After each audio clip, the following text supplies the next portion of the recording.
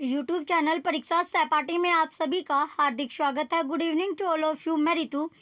चलिए, हम जो अपनी तैयारी कर रहे हैं यहाँ पर सीटेट की हम तैयारी कर रहे हैं, जैसे कि आप सभी को पता ही है। देखिए, अगर आप जो यहाँ पर पेपर आपको करवाया जाता है साइंस और मैथ का, अगर आप पेपर वाली क्लास देख रहे होगे तो आपको दिख रहा होगा कि जो साइंस के क्वेश्चन आपके हैं वे सारे के सारे आपके एनसीईआरटी से मिलते हैं। जो एक्सपेरिमेंट आपके एक्सपेरिमेंट से भी क्वेश्चन है और जो हम पढ़ रहे हैं वहीं से आपके जो क्वेश्चन है वो आपके बनते हैं। तो इसलिए आपको एनसीईआरटी 6 to 8 अपनी अच्छे से आपको पढ़ लेनी है, जिससे आप एक भी क्वेश्चन का आंसर ना भूलें। तो पहला तो यहाँ पर जो हमें क्लास 8 के अपने एनसीईआरटी कर रहे हैं, आज हम जो चैप्टर करने वाले चैप्टर नंबर 17 है। 17 वह चैप्टर आपका है। इससे पहले हमने 16 चैप्टर जो है ऑलरेडी यहाँ पर डिस्कस कर लिए हैं। आज और कल में, यानी 2 दिन आपके हैं, 2 चैप्टर आपके बचते हैं। दोनों चैप्टर आपके आज कंप्लीट, कल आपके कंप्लीट हो जाएंगे। चलिए, आज के बाद आपका एक चैप्टर आपका बचता है, तो अपने चैप्टर की ओर बढ़ते हैं। पहला चैप्टर आता है हमारा, जो चैप्टर है आज का 17 चैप्टर। चलिए, चैप्टर नंबर 17 है, जिसमें पूछा गया है कि तारे एवं सौर परिवार, यानी जो तारे होते हैं, जो स्टार आपके होते हैं, और जो सौर परिवार है यानी सोलर सिस्टम आपका है। चैप्टर क्या है? Stars and solar system. हम यहाँ पर पढ़ेंगे, क्या पढ़ेंगे? स्टार्स यानी तारों के बारे में, और जो सोलर सिस्टम आपका है एंड द सोलर सिस्टम के बारे में यहाँ पर हम चैप्टर में अपने पढ़ने वाले सारी चीज़ें। आपको इम्पोर्टेंट चैप्टर आपका है। तो चलिए, सारी चीज़ें हम यहाँ पर कवर अपने करते हुए चलेंगे। तो पहले आता है फर्स्ट आपका नेक्स्ट, कि जो तारे एवं सौर परिवार है वो होता क्या है। तारे और सौर परिवार, जैसे गर्मियों की छुट्टियां, जैसे आपकी समर वैकेशन आपकी पड़ती है, गर्मियों की छुट्टी मई जून में आपके पड़ती है। तो गर्मियों की जो छुट्टी होती है उसमें पहली और जो बुझो है वो अपने दादा दादी के गांव गए। जैसे आप लोग अपने घूमने के लिए, जैसे आपका समर वैकेशन होता है, छुट्टी की जब आपका छुट्टी पड़ती है 45 दिन की जो आपकी वो छुट्टी रहती है, यानी उसमें क्या होता है 40 से 45 दिन की आपकी छुट्टी रहती है। उसमें आप अपने जो है मामा के यहाँ पर जाते हो, बुआ के यहाँ पर, या फिर गाँव में आप जाते हो, इस तरह आप घूमने के लिए गए। तो उसी तरह बुझो और पहली भी गई। तो रात्रि का भोजन करने के पश्चात, जब रात का जो खाना होता है उसके पश्चात वे घर की जो छत होती है, यानी घर के छत पर टेरिस पर हो गए। उस दिन आकाश स्वच्छ था। उस दिन आकाश क्या था? स्वच्छ आपका था, साफ था, और बादल नहीं थे। जो क्लाउड होते हैं, जो बादल बने रहते हैं, वो नहीं थे। तो वे आकाश में अत्यधिक संख्या में चमकीले तारे देखकर आश्चर्यचकित हो उठे। अपने शहर में उन्होंने ऐसा सुंदर दृश्य कभी नहीं देखा। जब शहर में रहते हैं तो वे ज़्यादातर अपने रूम में, जो उनका रूम रहता है, फ्लैट रहता है, वे वहीं पर रहते हैं। ऊपर जो टेरिस होता है वहाँ पर आपके नहीं जाते। तो उस तरह का दृश्य उन्होंने, जब वे शहर में रहते थे, सिटी में रहते थे, उस टाइम पर उन्होंने नहीं देखा था। अगला यहाँ पर जो क्वेश्चन है कि पहेली है जानना चाहते हैं। जो पहेली है वो ये जानना चाहती है कि बड़े शहरों के आकाश से गांव का जो आकाश है इतना भिन्न क्यों है, इतना जो डिफरेंट है वो क्यों दिखाई दे रहा है। तो उसके दादाजी ने यह स्पष्ट किया कि चमकीले प्रकाश, धुएं तथा धूल के कारण बड़े शहरों में तो स्वच्छ आकाश विरले ही दिखाई देते हैं। कैसे दिखाई देते हैं? विरले ही आपको दिखाई देंगे। क्या जैसे दिखाई देंगे? विरले ही वहाँ पर दिखाई देते हैं। उन्होंने रात्रि के आकाश में कुछ आकाशीय पिंडों की पहचान कर उनसे संबंधित कहानियां सुनाई। रात्रि के आकाश का अवलोकन करना चित्ताकर्षक वही हो सकता है जहां वातावरण शुद्ध हो, स्वच्छ आपका हो यानी क्लीन हो, उसके साथ साथ हो शाइनिंग प्रकाश आपका हो, यानी लाइटिंग जो हो, शाइनिंग हो, चमकीली यानी ब्राइटनिंग हो, और इस किसी स्वच्छ अंधेरी रात में आकाश की ओर दृष्टि डालिए। आपको समस्त आकाश में बिंदुओं के यानी पॉइंट के समान आपको असंख्य तारे दिखाई देते हैं। स्टार आपने भी देखे होंगे रात के टाइम, जिनमें कुछ बहुत चमकीले, कुछ तारे ऐसे होते हैं जो बहुत ज़्यादा चमकते हैं और कुछ अपेक्षाकृत मंद होते हैं। इनका सावधानी पूर्वक आपको परीक्षण करना है। अब है यहाँ पर क्वेश्चन कि क्या ये सभी टिमटिमाते प्रतीत होते हैं? क्या आपको तारे जैसा कोई ऐसा पिंड दिखाई देता है जो टिमटिमा ना रहा हो? क्या नहीं हो रहा? जो टिमटिमा आपका नहीं रहा है, तो ऐसा आपको दिखाई दिया। इनमें जो पिंड टिमटिमाते नहीं दिखते हैं वे ग्रह है। जो आपके टिमटिमाते नहीं हैं उन्हीं को क्या बोला जाता है? ग्रह आपका बोला जाता है। उनको ग्रह आपका बोला जाता है। जो ट्विंकल यानी जो टिमटिमाते नहीं हैं उनको प्लैनेट्स आपका बोला जाता है, ग्रह आपका बोला जाता है। नेक्स्ट अब आता है खगोलीय पिंड। तो खगोलीय पिंड से पहले एक दृश्य जो पिक्चर में आपका दिया गया है, यानी जो डायग्राम है वो देख लेते हैं। जो पहली और जो है वो यहाँ पर आपको जो स्टार आपको दिख रहे हैं, टिमटिमाते हुए स्टार, कुछ इसमें ज़्यादा चमक रहे हैं, कुछ कम इसमें चमक रहे हैं। तो इसी पिक्चर की यहाँ पर आपकी बात कर रही है। चलिए नेक्स्ट चलते हैं। खगोलीय पिंड जो आपका होता है, खगोलीय पिंड जो होता है वो होता क्या है, खगोलीय पिंड है क्या? तो खगोलीय पिंड यानी सेलेस्टियल ऑब्जेक्ट आपका होता है। खगोलीय पिंड को बोला जाता है सेलेस्टियल ऑब्जेक्ट। सेलेस्टियल ऑब्जेक्ट आपका होता है। इसमें क्या होता है कि रात्रि के समय, जब रात का समय रहता है तो रात्रि के आकाश में सबसे अधिक प्रदीप्त पिंड चंद्रमा है। तारे, ग्रह, चंद्रमा तथा आकाश के बहुत से अन्य पिंड क्या होते हैं, खगोलीय पिंड भी आपके कहलाते हैं। अगला पॉइंट है खगोल की। तो अब है कि खगोल की होता क्या है। नेक्स्ट आता है कि खगोल की है क्या। तो खगोल की किसको बोला जाता है, चलिए अब खगोल की के बारे में यहाँ पर देखते हैं कि खगोल की होता क्या है। तो खगोल की जो होता है, खगोल की क्या होता है, तो जो खगोलीय पिंड और उनसे संबंधित परिघटनाओं के अध्ययन को खगोल की कहा जाता है। जो खगोलीय पिंड हमने देखा सेलेस्टियल ऑब्जेक्ट, उनके रिलेटेड जो उसमें परिघटना होती है, जो उसी के अध्ययन को, उसी के स्टडी को खगोल की आपका कहा जाता है। प्राचीन भारत में हमारे पूर्वजों ने आकाश का सुव्यवस्थित रूप से अध्ययन किया था। उस काल में खगोल की का उनका ज्ञान क्या था, उन्नत था। जैसे सूर्य, तारे, चंद्रमा और ग्रहों की गति के संबंध में, यानी उनका मोशन की, मूवमेंट के संबंध में उनका ज्ञान सही कैलेंडर और पंचांग सर्जित करने में सहायक रहा है। अब है आपका अगला पॉइंट कि इनसे लोगों को अपनी दिनचर्या बनाने में सहायता मिली। कैलेंडर और पंचांगों से लोगों को फसलों के चुनाव और उनके बुआई के समय के लिए जलवायु और वर्षा के पैटर्न की समझ में बढ़ोतरी हुई है। इस प्रकार से मौसम और पवनों, जो पवन होती है, उनको तिथियों में निश्चित हुई। इस अध्याय में हम आकाशीय पिंडों का अवलोकन कर उनके बारे में जानेंगे। यानी पहले हम जो आकाशीय पिंड आपका होता है उसके बारे में देखेंगे, देन उसके सारी जो चीजें होती है उसके बारे में हम यहाँ पर अध्ययन अपना करने वाले हैं। यानी जैसे आपने देखा होगा, जैसे आपके जो बड़े होते हैं, यानी जो बुजुर्ग होते हैं, वो अमावस्या बोलते हैं, पूर्णिमा आपका बोलते हैं। तो इस तरह की जो चीजें हैं उसी के बारे में यहाँ पर आपका डिस्कस किया जाएगा। और जो महीने होते हैं वे महीने भी फागुन माह इस तरह आपके बोलते हैं। तो उस सारी चीजों को यहाँ पर हम डिटेल में पढ़ने वाले हैं। पहले आता है चंद्रमा। जो चंद्रमा यानी जो मून आपका होता है, जिसे आप चंदा मामा आप बोलते हो, यानी मून के बारे में हम यहाँ पर पढ़ने वाले हैं। तो मून में होता क्या है कि जो रात्रि है उसमें चंद्रमा का प्रतिदिन परीक्षण आपको करना है। जैसे रात के टाइम पर आपको जो चांद होता है, चंद्रमा होता है, उसको आपको देखना है। यदि संभव हो तो एक पूर्णिमा से दूसरी पूर्णिमा तक अपनी नोटबुक में हर रात्रि को चंद्रमा को रूपरेखा खींचे तथा पूर्णिमा के दिन से व्यतीत दिनों की संख्या को भी आपको नोट करना है। यानी पूरा पूर्णिमा से पूर्णिमा का दिन जो होता है वो आपको यहाँ पर नोट करना है कि जो चांद है वो कितना घट रहा है, कितना बढ़ रहा है, ये आपको पूरा यहाँ पर नोट करना है। अगला पॉइंट आता है कि प्रतिदिन यह भी नोट कीजिए कि आकाश के किस भाग, पूर्व अथवा पश्चिम में चंद्रमा आपको दिखाई देता है। क्या चंद्रमा की आकृति में प्रतिदिन परिवर्तन होता है? जो चंद्रमा की जो आकृति है, जो शेप है, उसमें चेंज आपको दिखता है क्या? ऐसा भी है दिन में है, दिन है जब चंद्रमा की आकृति पूर्णतः गोल प्रतीत होती है। क्या ऐसे भी है कि दिन स्वच्छ आकाश होने पर भी चंद्रमा को नहीं देखा जा सकता? अब है आपका अगला पॉइंट कि पूर्णिमा। जो पूर्णिमा है कि पूर्णिमा होता क्या है।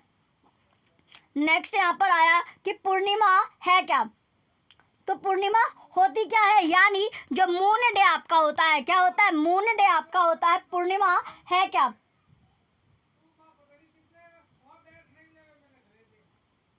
पूर्णिमा होती क्या है, यानी मून डे की यहाँ पर बात की गई है। उस दिन को जब चंद्रमा की पूर्ण चक्रिका दिखाई देती है, पूर्णिमा कहते हैं। यानी उस दिन को जब चंद्रमा होता है, जो मून होता है, उसकी पूरी की पूरी जो चक्रिका होती है वो आपको दिखाई देती है, उसे ही पूर्णिमा कहते हैं। मून डे आपको बोला जाता है। अगला पॉइंट है, इसके पश्चात प्रत्येक रात्रि को चंद्रमा का चमकीला भाग घटता चला जाता है। फिर क्या होता है, पहले आपको जो चंद्रमा होता है वो गोल आपको दिखाई देता है, और उसके पश्चात जो चंद्रमा होता है, जो चांद होता है, उसका जो ब्राइटनिंग वाला पार्ट है, यानी चमकीला जो भाग होता है, जो चमक रहा है, वो आपका घटता हुआ चलता है। यानी वो आपका साइज में क्या होता है, यानी वो आपका घटता हुआ रहता है। फिर आता है आपका नेक्स्ट अमावस्या।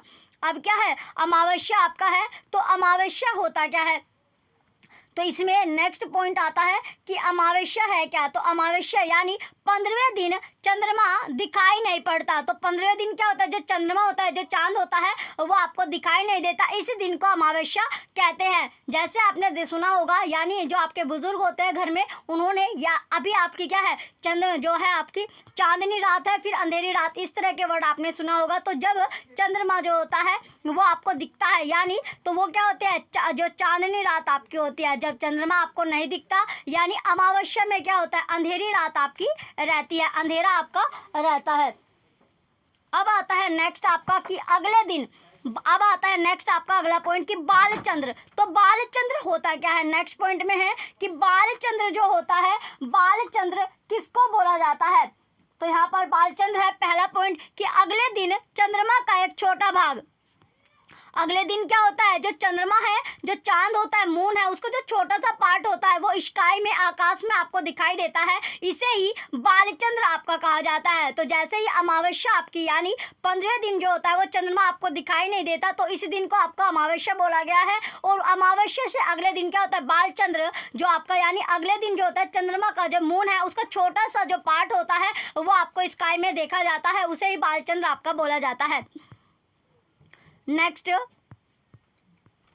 अगले पॉइंट में है कि इसके पश्चात फिर प्रतिदिन चंद्रमा बड़ा होता रहता है। फिर क्या हुआ, यानी अमावस्या के बाद फिर क्या होगा, चंद्रमा आपका बढ़ता हुआ रहेगा। तो 15वें दिन एक बार फिर से हम चंद्रमा का पूरा दृश्य देखेंगे, यानी जब पूर्णिमा आपकी आती है, क्या आती है, पूर्णिमा आती है, उस दिन यानी 15 दिन के बाद क्या होता है, आपको पूरा जो चंद्रमा होता है वो गोल आपको दिखाई देता है। और फिर उसके बाद क्या होता है, पूर्णिमा के बाद फिर वो आपका धीरे धीरे इसी तरह जो है अमावस्या आपका है। तो अब आपका आता है नेक्स्ट आपका पॉइंट है कि चंद्रमा की जो कलाई होती है, चंद्रमा की कलाई। तो चंद्रमा की कलाई है क्या, पहला पॉइंट है कि पूरे माह तक, पूरे जो महीना होता है उस तक दिखाई देने वाले चंद्रमा की प्रदीप्त भाग की विभिन्न आकृतियां जो होते हैं, शेप होती है, उन्हीं को चंद्रमा की कलाई आपकी बोली जाती है, चंद्रमा की कलाई बोली जाती है।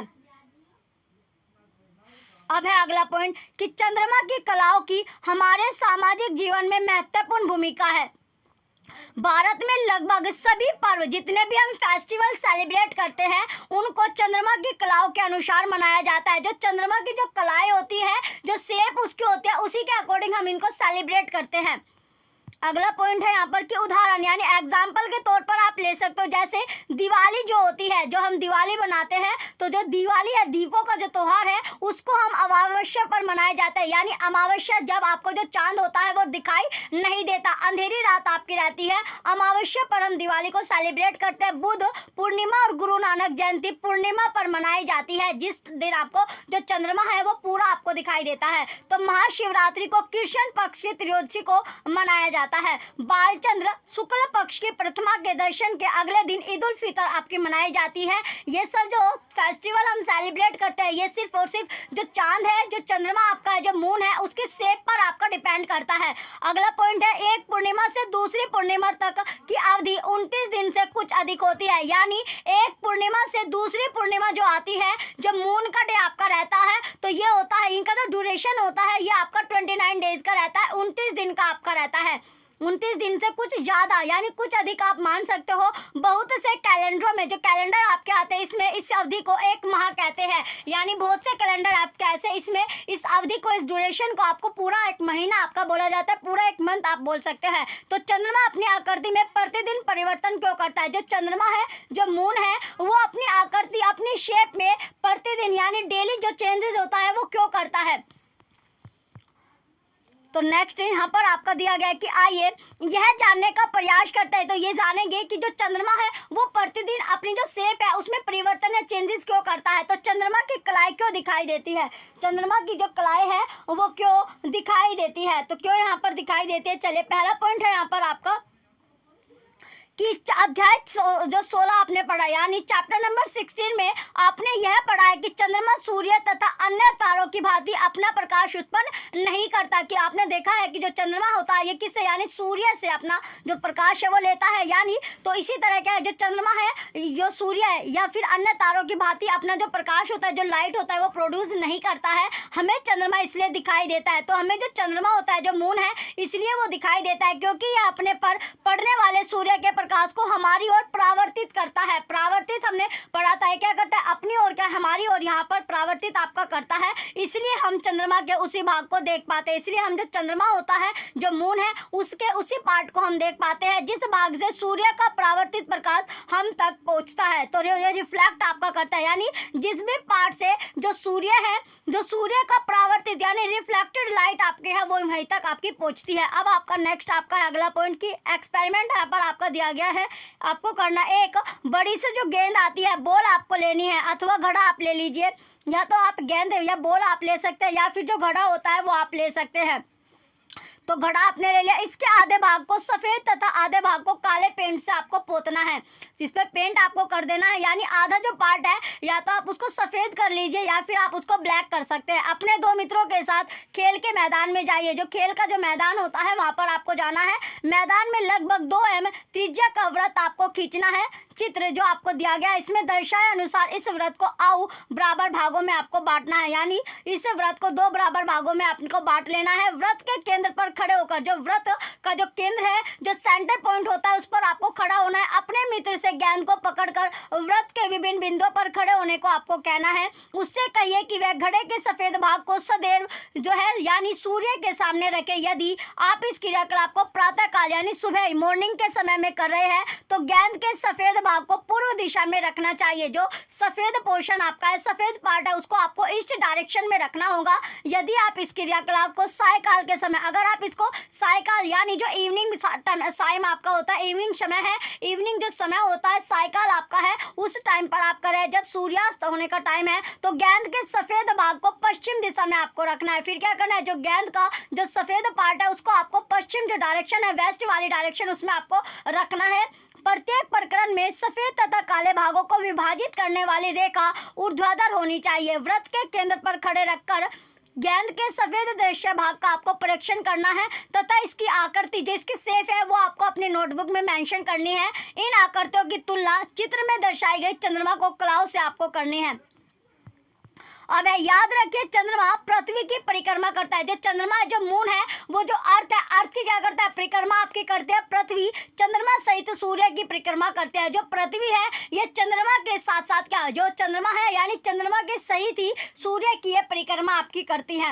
अब आता है नेक्स्ट आपका कि क्या अब पूर्णिमा तथा अमावस्या के दिन सूर्य, चंद्रमा तथा पृथ्वी की सापेक्ष स्थितियों का अनुमान लगा सकते हैं। इनकी स्थिति जो सिचुएशन है को अपनी नोटबुक में आरेखित आपको करना है। पूर्ण चंद्रमा देखने के लिए आप आकाश के किस भाग में देखोगे, यानी जो आकाश है, जो स्काई है, उसके कौन से पार्ट में आप देखोगे। तो बालचंद्र के पश्चात, जो बालचंद्र आपका है उसके पश्चात पृथ्वी से देखने पर प्रतिदिन चंद्रमा के प्रदीप्त भाग में वृद्धि होती है, यानी उसका जो भाग है बालचंद्र के बाद आप देखना, यानी चंद्रमा का जो शेप होती है वो आपकी बढ़ते हुए आपको दिखाई देती है। तो पूर्णिमा के पश्चात पृथ्वी से देखने पर चंद्रमा का सूर्य द्वारा प्रदीप्त भाग प्रतिदिन आकार में घटता जाता है। तो आकार में क्या होता है, प्रदीप्त यानी जिस पर आपकी लाइटिंग नहीं पड़ती, तो वो क्या होता है, आपका आकार में घटता जाता है। अब आता है नेक्स्ट आपका अगला पॉइंट कि मैंने सुना है कि हम पृथ्वी से चंद्रमा के पीछे की ओर के भाग को कभी नहीं देखते, क्या यह सही है।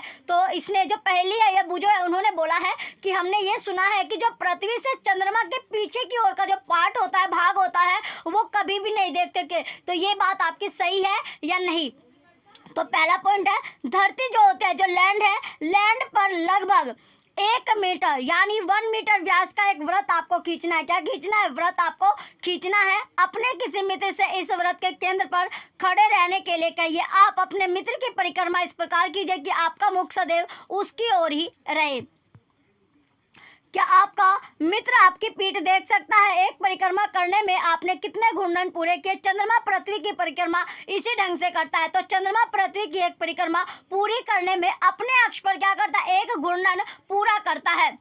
चंद्रमा का जो पृष्ठ है वो कवियों तथा कहानीकारों के लिए चंद्रमा एक चित्ताकर्षक पिंड है, परंतु जब अंतरिक्ष यात्रियों ने चंद्रमा पर कदम रखे तो उन्होंने चंद्रमा के पृष्ठ को, जो चंद्रमा का जो सरफेस है, उसको धूल भरा तथा निर्जन पाया है।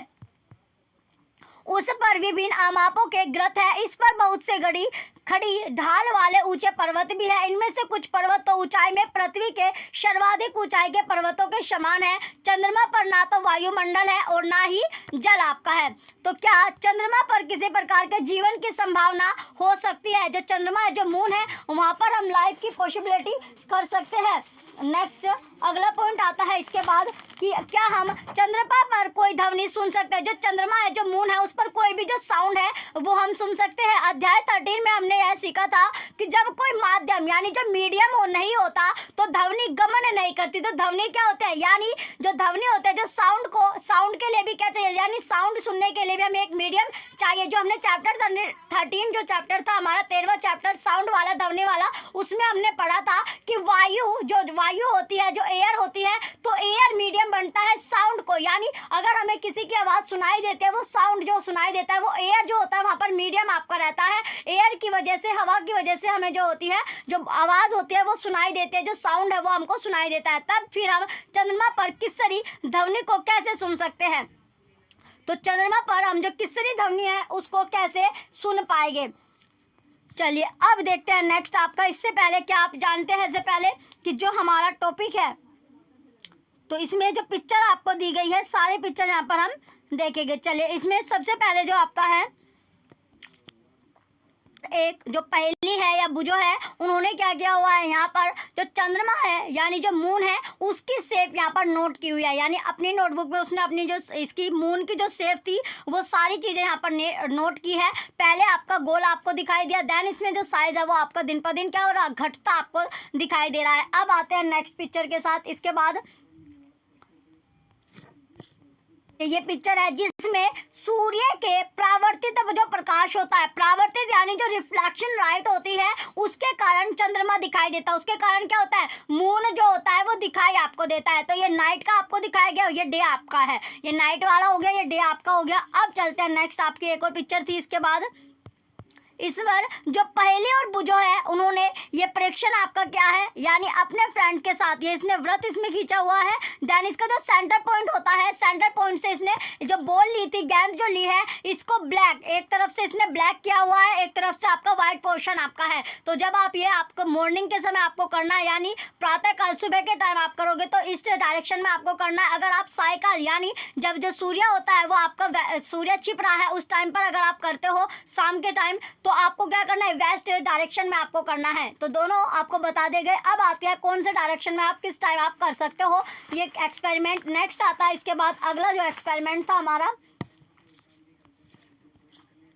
देखिए यहाँ पर चंद्रमा की पूरी शेप आपको दिखाई गई है। यानी जो शेप में अपनी जो इसकी जो सिचुएशन है, जो स्थिति है, वो सारी की सारी इसमें सिचुएशन आपको दिखाई गई है। यहाँ पर आपका पूरा गोल, यहाँ पर आपका पूरा गोल आपका यहाँ पर दिखाया गया है। अब इसकी जो साइज है कैसे घट बढ़ रही है, ये सारी चीज़ें आपको यहाँ पर नोट करनी है। अब आता है नेक्स्ट आपका अगला पॉइंट है इसके बाद, और ये वाला जो पिक्चर आप देख रहे हो यहाँ पर जो पृथ्वी है, यानी पृथ्वी चंद्रमा के साथ क्या कर रही है, सूर्य का चक्कर आपका लगा रही है। यानी जो चंद्रमा है वो पृथ्वी का चक्कर लगा रही है, लेकिन जो पृथ्वी है वो चंद्रमा के साथ में क्या सूर्य का चक्कर लगा रही है। यानी जो अपना चक्कर है वो कंप्लीट आपका करा रही है। ये आपका पिक्चर आपको शो कर रही है। जो पिक्चर है ये आपको यही चीज आपको दिखा रही है कि जो चंद्रमा है वो पृथ्वी की परिक्रमा करता है, और जो पृथ्वी है वो चंद्रमा के साथ साथ यानी चंद्रमा के सहित सूर्य की परिक्रमा आपकी करती है। तो यहाँ पर पिक्चर में आप देख सकते हो ये आपकी अर्थ है, ये आपके मून है,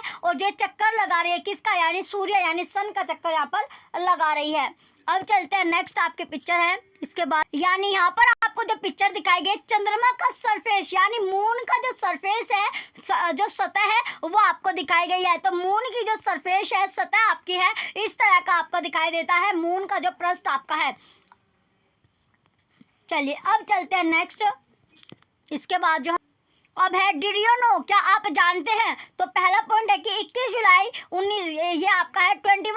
1969 को अमेरिका के अंतरिक्ष यात्री थे नील आर्मस्ट्रॉन्ग ने सबसे पहले चंद्रमा पर पहला यानी अपना जो कदम रखा था। तो उनके बाद एल्ड्रिन चंद्रमा पर उतरे थे। अब है आपका जो तारे होते हैं यानी स्टार। तो रात्रि के आकाश में आप अन्य कौन सी वस्तुएं देखते हैं, यानी जो तारे हैं, तो रात्रि के समय जब नाइट आपकी रहती है उस टाइम पर आकाश में जो स्काई है उसमें कौन कौन सी वस्तु आप देखते हैं? तो आकाश में असंख्य तारे आपके हैं। बड़े शहर से दूर किसी अंधियारी रात को आकाश का सावधानी पूर्वक आपको परीक्षण करना है। नेक्स्ट पॉइंट है, क्या सभी तारे समान रूप से चमकीले हैं? क्या सभी तारों का रंग एक जैसा है? तो यहाँ पर क्वेश्चन बना कि जितने भी स्टार होते हैं उनमें जो ब्राइटनिंग होती है, जो चमकीलापन है, वो सभी में सेम रहता है। उसके साथ साथ जो उनका कलर रहता है, तो सभी स्टार का जो कलर है वो भी आपका एक जैसा होगा। तो वास्तव में तारे अपना जो प्रकाश है वो उत्सर्जित करते हैं। तो एक्सक्रेटरी जो लाइट करता है वो एक्सक्रेटरी अपने करते हैं। सूर्य भी एक तारा आपका होता है। जो सूर्य है, जो सन है, वो भी एक स्टार आपका होता है। सूर्य भी क्या है? एक स्टार आपका होता है। नेक्स्ट पॉइंट है कि अन्य तारों की तुलना में, यानी एज कंपेयर टू जो अदर स्टार आपके हैं, तो सूर्य इतना अधिक बड़ा क्यों दिखाई देता है? आपके पास रखी फुटबॉल अथवा 100 मीटर दूरी पर रखी फुटबॉल में से कौन बड़ी प्रतीत आपकी होती है? तो तारे सूर्य की तुलना में, जो तारे हैं, जो स्टार है, वो सूर्य की तुलना में लाखों गुना अधिक दूर आपके हैं, इसलिए तारे हमें बिंदु जैसे प्रतीत होते हैं, पॉइंट की तरह प्रतीत होते हैं। नेक्स्ट पॉइंट है कि सूर्य पृथ्वी से लगभग 15 करोड़ किलोमीटर दूर आपका है। तो सूर्य के पश्चात दूसरा निकटतम तारा प्रॉक्सिमा सेंट्री है। इसकी दूरी लगभग पृथ्वी से लगभग आपको दी गई है। क्या आप इस दूरी को आसानी से पढ़ सकते हैं? जो ये दूरी है, जो डिस्टेंस है, इसको आप इजीली पढ़ पाओगे। कुछ तारे तो इससे भी कहीं अधिक दूर है। इतनी अधिक दूरियों को लंबाई के अन्य मात्रक प्रकाश वर्ष में व्यक्त करते हैं। यह जो प्रकाश है द्वारा एक वर्ष में चली गई दूरी है, डिस्टेंस आपकी है। याद कीजिए प्रकाश को चाल, जो प्रकाश की जो चाल है वो 300,000 किलोमीटर प्रति सेकंड है। इस प्रकार सूर्य की पृथ्वी से दूरी लगभग 8 प्रकाश मिनट आपकी है। तो अल्फा सेंट्री लगभग 4.3 प्रकाश वर्ष दूर आपकी है। तो अब आता है नेक्स्ट आपका यहाँ पर क्वेश्चन बना कि यदि तारों का जो प्रकाश होता है, स्टार की जो लाइट होती है, वो हमारे पास तक पहुंचने में वर्षों का समय लेता है, ईयर वहां पर लग जाती है, तो तारों को देखते समय क्या हम अपने अतीत को देख रहे होते हैं? मैं ये सुनना चाहता हूँ कि हम दिन के समय तारों को क्यों नहीं देख पाते? वे हमें रात में ही क्यों दिखाई देते हैं? जो स्टार है वो दिन में क्यों नहीं दिखते, रात को ही क्यों दिखाई देते हैं? तो यहाँ पर जो बुझो है वो इसने क्वेश्चन किया। तो वास्तव में दिन के समय भी आकाश में तारे होते हैं। रियलिटी ये है कि डे टाइम में भी जो स्टार होते हैं वो आपके स्काई में होते हैं, स्काई में है, लेकिन उस समय क्या होता है, जो सूर्य का जो तीव्र होता है, यानी सूर्य का जो प्रकाश है वो ज्यादा होता है, तेज आपका होता है। इस कारण जो होता है हमें तारे दिखाई नहीं देते। कुछ प्रमुख तारों अथवा तारों के समूह का आकाश में लगभग 2 घंटे अथवा अधिक समय तक परीक्षण आपको करना है। आपको क्या पता चलता है? क्या आप आकाश में तारों की जो स्थितियां होती है उसमें कोई परिवर्तन होता हुआ पाते हैं? तो तारों जो है, जो स्टार होता है, उसमें स्टार की जो सिचुएशन होती है, जो स्थितियां है, उसमें स्काई में आपको कुछ चेंजेस नजर आता है। तो आप यह पाएंगे कि तारे पूर्व से पश्चिम की ओर गति करके प्रतीत होते हैं, यानी वो जो मोशन करते हैं, जो वे मूवमेंट करते हैं, वे ईस्ट टू वेस्ट आपके करते हैं, ईस्ट टू वेस्ट, यानी तारे जो होते हैं पूर्व से पश्चिम की ओर आपके गति करते रहते हैं। अब आता है नेक्स्ट आपका कि कोई तारा जो सूर्यास्त होते ही पूर्व में उदय होता है, यानी सूर्यास्त होते ही पूर्व में अगर वो उदय होता है तो सामान्यतः सूर्योदय से पहले ही पश्चिम में आपका अस्त हो जाएगा। तारे पूर्व से पश्चिम की ओर गति करते क्यों प्रतीत होते हैं? आइए पता लगाइए। यानी जो तारे होते हैं, जो स्टार होते हैं, वे जैसे सन आपका होता है, जो सूर्य है वो भी पूर्व से पश्चिम की ओर आपका होता है, तो इसी तरह जो स्टार होते हैं वो भी क्या, जो तारे आपने देखे वे भी क्या करते हैं, पूर्व से पश्चिम की ओर आपके गति करते रहते हैं। तो इस तरह आपका क्यों प्रतीति आपको लगता है, यानी ऐसा आपको क्यों लगता है, ऐसे क्यों दिखाई देते हैं? तो किसी बड़े कमरे के बीच, कोई भी जो बड़ा रूम आपका होता है उसके बीच में खड़े होकर घूर्णन कीजिए। तो उसके बीच में खड़े होकर क्या करना, आपको घूर्णन वहां पर करना है, रोटेट करना है। कमरे में रखी वस्तुएं किसी दिशा में गति करती प्रतीत होते हैं। तो जो कमरा होता है, जो रूम है, उसमें रखी हुई जो वस्तुएं होती है, जो ऑब्जेक्ट होती है, वो कौन से डायरेक्शन में मोशन आपका कर रही है? क्या आप इन वस्तुओं को अपनी गति के विपरीत दिशा में गतिमान पाते हैं? तो जो ऑब्जेक्ट है, जो वस्तु वहां पर है, तो वे जो गति कर रही है वो आपके अपोजिट डायरेक्शन में आपके गतिमान रह पाते हैं। तो पहले ही याद करते हैं, जब वह किसी चलती रेलगाड़ी में होते हैं, कोई भी जो रेलगाड़ी होती है, जो ट्रेन आपकी है वो चल रही है, तो निकट के जो वृक्ष होते हैं, जो पेड़ आपके रहते हैं या भवन रहते हैं, वो पीछे की दिशा में जाते प्रतीत होते हैं। वे किसकी, यानी जो पीछे वाली, यानी बैकवर्ड जो डायरेक्शन होते हैं उसमें जाते हुए आपको प्रतीत होते हैं। यदि हमें तारे पूरब से पश्चिम की ओर गमन करते प्रतीत होते हैं तो क्या इसका अर्थ है कि पृथ्वी पश्चिम से पूर्व दिशा में घूर्णन करती है। तो अगर यहाँ पर आपका फिर से क्वेश्चन बन गया कि जो हमें तारे हैं तो इसका जो अर्थ होगा, इसका मीनिंग है कि जो पृथ्वी है वो पश्चिम से, जो पृथ्वी है वो पश्चिम से पूर्व दिशा में घूर्णन करती है। यानी जो इसमें क्वेश्चन आपका बना तो अब है कि अब मैं समझा कि हमें सूर्य पूर्व में उदय होता तथा पश्चिम में अस्त होता क्यों प्रतीत होता है। तो ऐसा पृथ्वी के अपने अक्ष पर पश्चिम से पूर्व दिशा में घूर्णन करने के कारण होता है। तो पृथ्वी जो होते हैं, जो अर्थ है वो अपने अक्ष पर पश्चिम से पूर्व की दिशा में, पूर्व जो डायरेक्शन है वहां पर रोटेट आपके करते हैं, घूर्णन आपका करती है। तो इस कारण नेक्स्ट आता है कि जब मेरे दादाजी है उन्होंने मुझे बताया। तो पहली और वो जो है यहाँ पर क्वेश्चन है कि पहली ने पूछा कि जो उसके दादाजी है यानी मेरे दादाजी ने मुझे बताया था कि आकाश में एक ऐसा तारा है, तो एक ऐसा स्टार है जो एक ही स्थान पर स्थिर दिखाई देता है। यह कैसे संभव होता है, तो ये कैसे पॉसिबल आपका है। तो एक आपको छाता लेना है, अम्ब्रेला जो होता है, जो छाता होता है जो बारिश में आप लेते हो, यानी एक अम्ब्रेला या छाता आपको लेना है और इसे खोलिए। इसे आपको खोलना है, कागज को काट कर लगभग 10 से 15 तारे आपको बनाइए।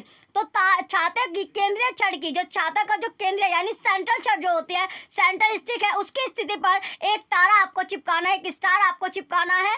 छाते के प्रत्येक तार स्पोक के सिरे से निकट कपड़े पर अन्य पर तारों को आपको चिपकाना है।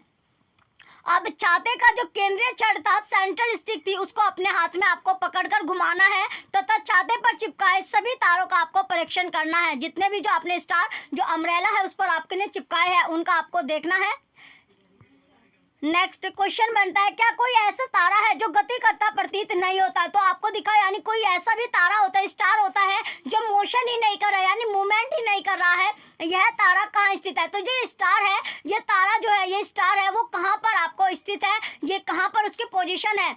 तो यदि कोई तारा वहाँ स्थित होता है जहाँ आकाश में पृथ्वी का अक्ष मिलता है, जहाँ जो कोई भी जो स्टार होता है, जो तारा होता है वो वहाँ पर स्थित है जहाँ पर जो आकाश है, जो स्काई आपका है, तो वहाँ पर जो पृथ्वी है वो अपना अक्ष पर मिलता है, तो क्या वह तारा भी स्थिर होता है। तो जो स्टार होगा वो भी आपका सिचुएटेड यानी स्थिर आपका रहेगा।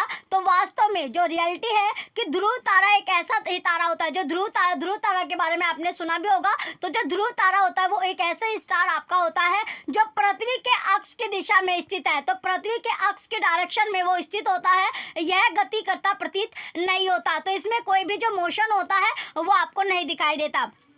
चलिए अब जो अम्ब्रेला वाली पिक्चर है उसे देख लेते हैं कि किस तरह यहाँ पर आपको दिखाया गया है।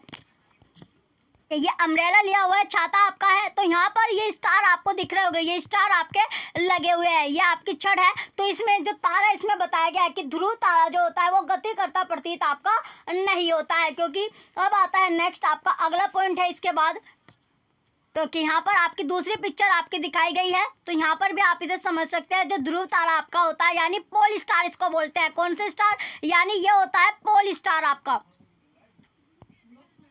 तो यहाँ पर आप देख सकते हैं कि जो ध्रुव तारा है वो कहाँ पर आपका स्थित है, तो कहाँ पर सिचुएटेड है, पोल स्टार, यानी जो स्टार आपको दिखाया है ध्रुव तारा जो होता है पोल स्टार होता है ध्रुव तारा आपका।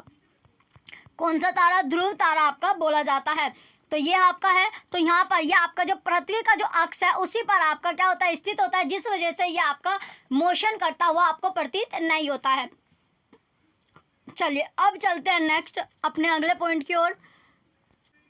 नेक्स्ट पॉइंट आता है हमारा तारामंडल। तो तारामंडल है क्या, यानी तारामंडल जो कंस्टिलेशन आपका होता है, तारामंडल को क्या बोला जाता है, कंस्टिलेशन इसको बोला जाता है। ये होता है कंस्टिलेशन। तो कंस्टिलेशन यानी होता क्या है, तो कुछ समय तक कुछ जो टाइम होता है उस तक आकाश जो स्काई है उसका आपको परीक्षण करना है, यानी उसको देखते रहना है। क्या कुछ तारे चित्र में दर्शाए अनुसार आकृतियों के समूह बनाए हुए हैं। जो तारे होते हैं वो चित्र में, जो चित्र आपको जो पिक्चर है उसमें दर्शाए अकॉर्डिंग आकृतियां जो सेफ होती है उसके ग्रुप में आपके बनाए हुए हैं।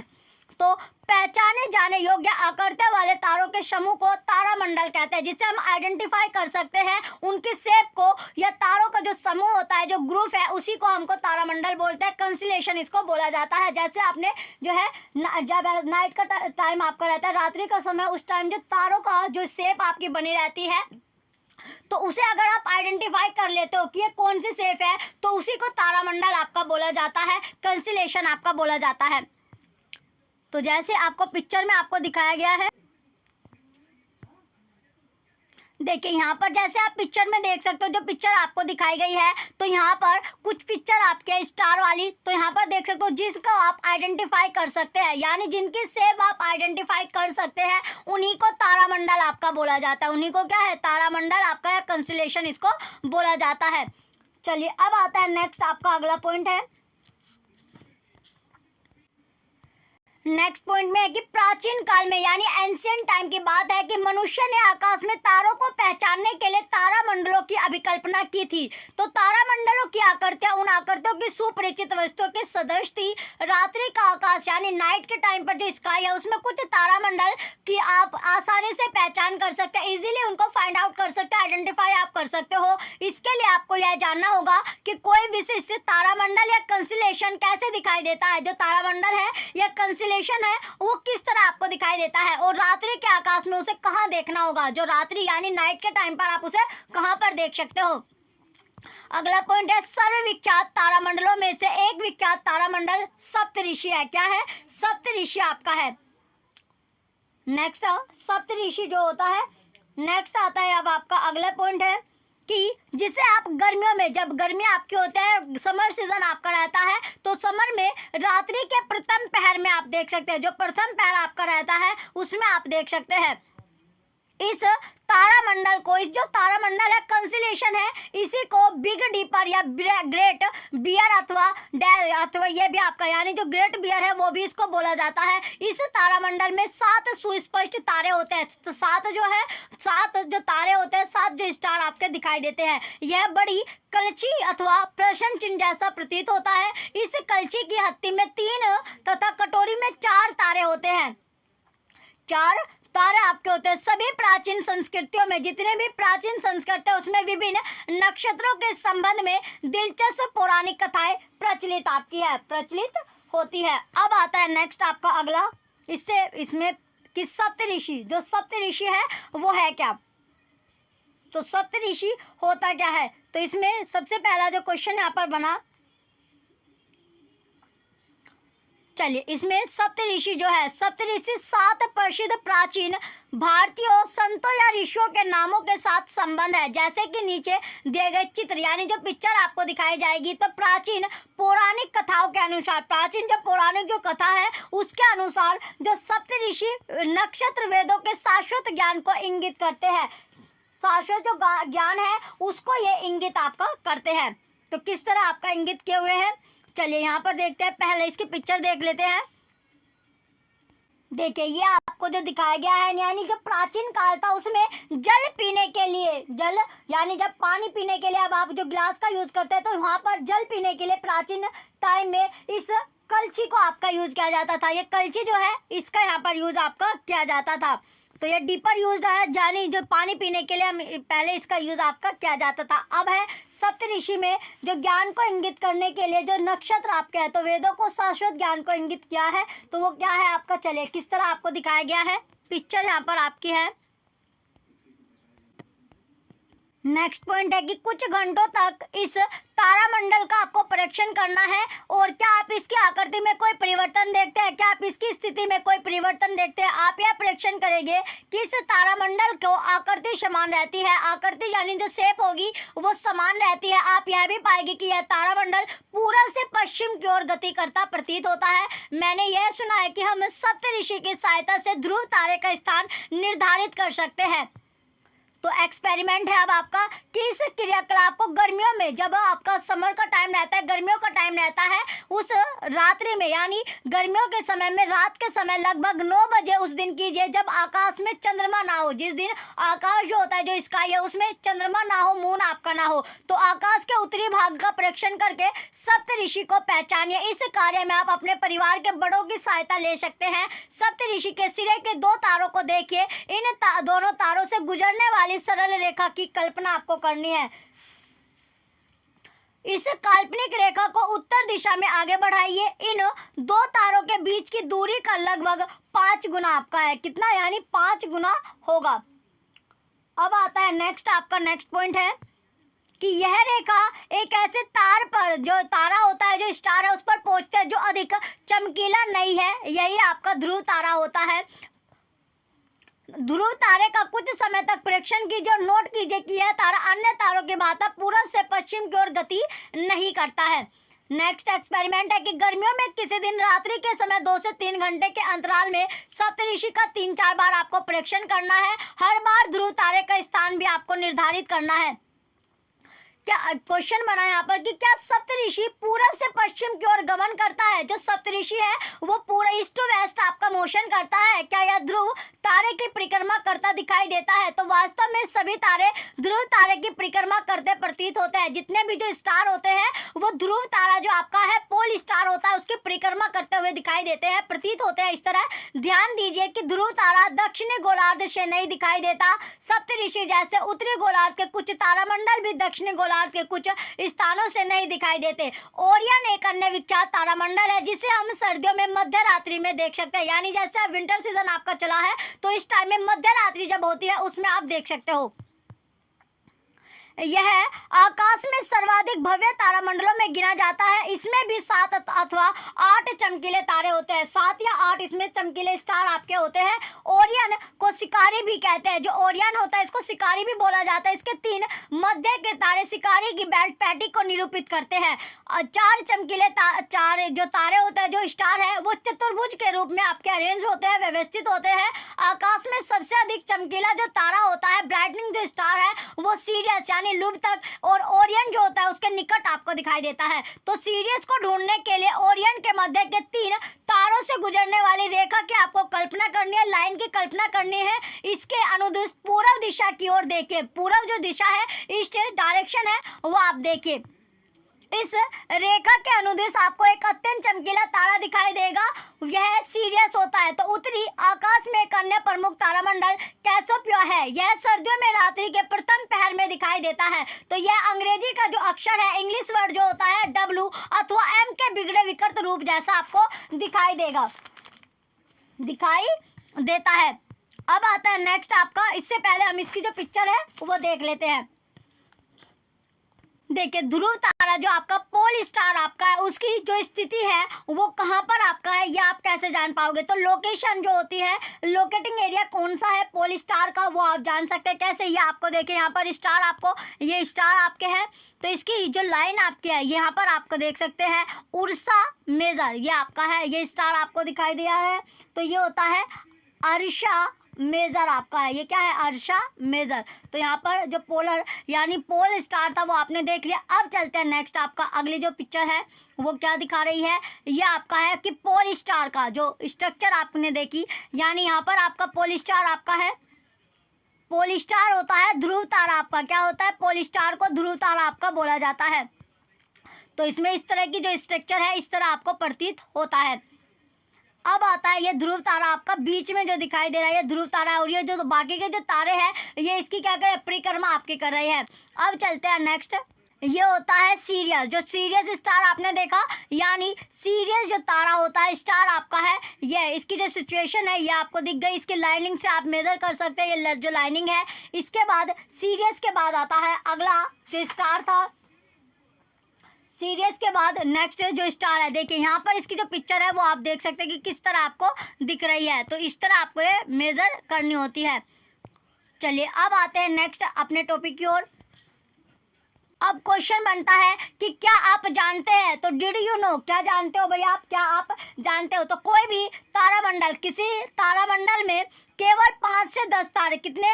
5 से लेकर 10 तारे नहीं होते, इसमें बहुत सारे तारे होते हैं। हम अपनी नंगी यानी जो नेक्ड आइज हमारी होती है उससे किसी तारामंडल के केवल चमकीले तारों को ही देख पाते हैं। जिन तारों से मिलकर कोई तारामंडल बनता है यानी कंस्टेलेशन आपका बनता है, वे सब हमसे समान दूरी पर नहीं है, यानी सेम डिस्टेंस जो होता है उस पर आपका नहीं है। वे आकाश में केवल एक ही दृश्य रेखा में है, केवल एक ही जो दृश्य रेखा होती है उसमें वो आपको दिखाई देते हैं। नेक्स्ट आता है अगला पॉइंट कि सौर परिवार। जो सौर परिवार आपका है, तो सौर परिवार होता क्या है, यानी सोलर सिस्टम के बारे में यहाँ पर बात कर रहे हैं कि सोलर सिस्टम है क्या। तो सूर्य तथा इसकी परिक्रमा करने वाले खगोलीय पिंडों से मिलकर खगोलीय पिंडों से मिलकर सौर परिवार आपका बना है। इस परिवार में बहुत से पिंड आपके होते हैं। इस जो फैमिली है, जो परिवार आपका सिस्टम है, इसमें बहुत से क्या होता है, पिंड आपके होते हैं। प्लेनेट आपके, जैसे ग्रह आपका होता है, जैसे हो गया ग्रह